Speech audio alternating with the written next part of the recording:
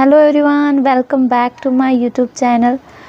IVF जो treatment होता है उसमें जब आपका एम्ब्रियो ट्रांसफ़र करा दिया जाता है, उसके बाद जब आपको कन्फ्यूजन होती है कि आपकी प्रेगनेंसी कब रुकेगी, यानी कि आपका जो एम्ब्रियो ट्रांसफ़र है वो सक्सेस होगा भी या फिर नहीं, ये आपको किस तरीके से जानना होगा, इसी के बारे में आज हम बात करने वाले हैं। क्योंकि जब भी एम्ब्रियो ट्रांसफ़र आपका करते हैं 3rd डे या फिर 5th डे, यानी कि 3 दिन का होता है किसी किसी का 5 दिन का होता है, तो वो जो ब्लास्टोसिस्ट कहते हैं उसे, तो उसके बाद से आप डे काउंट करना स्टार्ट कर देते हो। क्योंकि आपको काफ़ी एक्साइटमेंट रहती है, क्योंकि ऑलरेडी इतना सारा अमाउंट है वो भी लगाया हुआ होता है, साथ में जो आपका स्ट्रेस भी होता है वो काफ़ी बढ़ जाता है। आपको ऐसे लगता है कि आपका अगर आईवीएफ सक्सेस होगा या फिर होने वाला है, तो आपको किसी भी तरीके से ऐसा साइन मिलना चाहिए, यानी कि घर पे आप खुद से पता कर सकते हैं कि सक्सेस होने वाला है या नहीं, क्योंकि आपको थोड़ी बहुत श्योरिटी तो रहेगी। तो इसीलिए काफ़ी सारे ऐसे सिम्टम्स देखने को मिलते हैं, जिससे आप अंदाज़ा लगा सकते हैं कि आपका जो एम्ब्रियो ट्रांसफ़र है वो सक्सेस होने वाला है। तो देखिए, आपका जो ट्रीटमेंट होता है पूरा आईवीएफ ट्रीटमेंट, उसमें काफ़ी सारे आपको इंजेक्शंस लगते हैं, हार्मोनल इंजेक्शंस लगते हैं, और एम्ब्रियो ट्रांसफ़र के बाद भी काफ़ी सारा मेडिसिन्स आपको दिया जाता है। तो इसमें आपको सिम्टम जो है वो ऑलरेडी होते ही, यानी कि बैक पेन जो होता है वो भी होता है, साथ में काफ़ी आप एंजाइटी का शिकार हो जाते हो ये मेडिसिन ट्रीटमेंट के चलते, क्योंकि बहुत बड़ा ट्रीटमेंट होता है आईवीएफ का, और ये आपके लिए नॉर्मली नहीं होता, क्योंकि ये कृत्रिम गर्भधारण है। नेचुरली में ही लोग परेशान हो जाते हैं प्रेगनेंसी में, तो ये आईवीएफ ट्रीटमेंट है, इसमें साधारण बात है कि आपको परेशानी तो होनी ही है। तो देखिए, ये जो पूरा प्रोसेस होता है, इसमें सिम्टम्स एक ऐसी चीज़ है जिससे आप डिटेक्ट कर सकते हैं कि आपके बॉडी के साथ एक्चुअली क्या हो रहा है और आगे भी क्या होने वाला है। तो उसमें जो 3-4 ऐसे सिम्टम्स है, उनको अगर आप ठीक तरीके से ऑब्ज़र्व करते हो तो आपको पता चल जाएगा कि आपकी आईवीएफ जर्नी सक्सेस होने वाली है। तो उसमें जो सबसे पहला लक्षण होता है वो होता है कि आपका अगर जो वाइट डिस्चार्ज है वो काफ़ी मात्रा में बढ़ जाता है।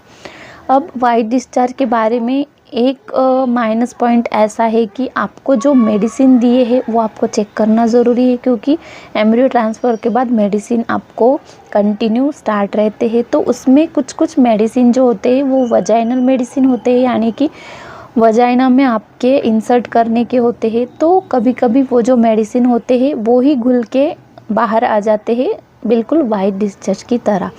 तो आप उसको ही वाइट डिस्चार्ज समझ लेते हो। तो आपको अगर वो मेडिसिन है तो आपको वाइट डिस्चार्ज वाला सिम्टम काउंट नहीं करना है। अगर आपको ऐसी मेडिसिन नहीं दी गई है तो आप वाइट डिस्चार्ज जो है उसको कंफर्म साइन मान सकते हैं कि आपकी जो प्रेगनेंसी है वो रुकने वाली है। अब सेकंड ये है उसमें कि ब्रेस्ट जो है आपकी, उसमें टेंडरनेस या फिर आपको सेंसेशन महसूस हो सकता है एम्ब्रियो ट्रांसफ़र के 1 हफ्ते बाद से।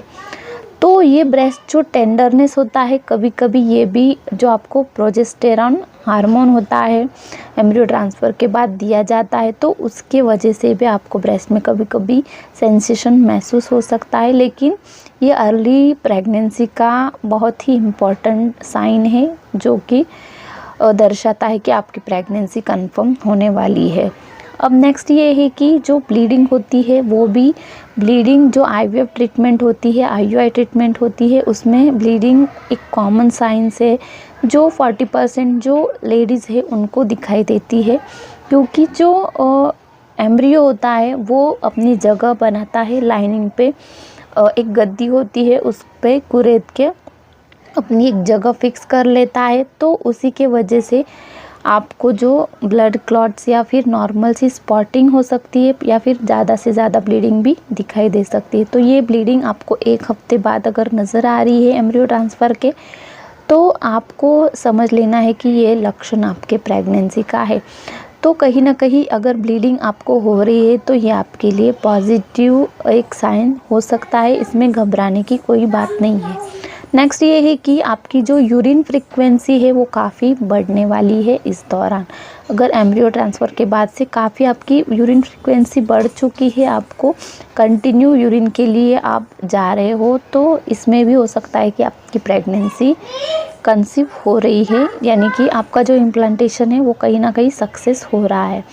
तो यूरिन में अगर आपको जलन महसूस हो रही है या फिर कलर भी ज़्यादा डार्क येलो आ रहा है, वहाँ पे ईचिंग वगैरह हो रही है, तो ये आपको यूटीआई भी हो सकता है, जो कि कॉमन होता है। तो यूटीआई जो इन्फेक्शन है उसको और जो नॉर्मल यूरिन फ्रीक्वेंसी है, आपको इसमें भी फ़र्क समझने की ज़रूरत है, ताकि आपको समझ सके कि ये एक प्रेगनेंसी का ही साइन है या फिर यूटीआई का साइन है। तो ये थी कुछ बातें जो आपको एक तरीके से आपको आइडिया लग सकता है कि आपकी प्रेगनेंसी जो है वो कंसीव होने वाली है या फिर नहीं। लेकिन एक बात आपको क्लियर होना चाहिए कि ये सारे सिम्टम्स है, ये आपकी प्रेगनेंसी 100% कंफर्म नहीं कर सकते।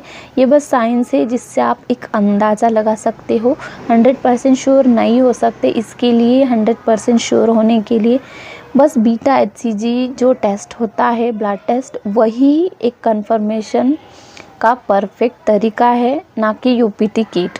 क्योंकि UPT किट में भी आपको अगर आपके हार्मोनल जो इंजेक्शन मेडिसिन है उनके वजह से UPT जो किट है उसमें आपको फॉल्स रिपोर्ट मिल सकता है।